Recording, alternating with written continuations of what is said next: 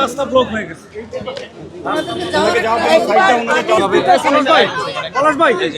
পলাশ ভাই এখানে মহিলারা কথা বলবে। সবাই ফ্যামিলির পক্ষ থেকে আসছে, আপনারা অবশ্যই ধানের শীষে ভোট দিবেন।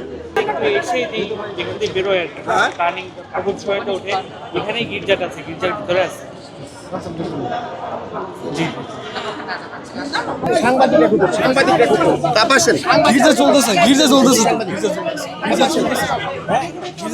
শেষ হয় নাই। আচ্ছা